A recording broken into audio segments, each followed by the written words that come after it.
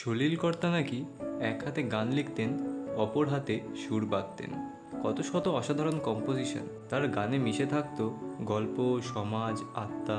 এভাবেই একদিন এক দারুণ বাংলা গান তৈরি করে ফেললেন, সুরে, কথায়, আবেগে অনন্য। গানটা জনপ্রিয় হয়। সলিলদা ভাবলেন ভালো কোনো হিন্দি ছবি পেলে এই সুরই ব্যবহার করবেন আবার। 1966-এ সুযোগও এলো। ঋষিকেশ মুখার্জির ছবি, সুর তো তৈরি, কথা লেখাবেন ভাবলেন তার প্রিয় শৈলেন্দ্রজির কাছে। কিন্তু হঠাৎ খবর এলো শৈলেন্দ্রজি আর পৃথিবীতে নেই।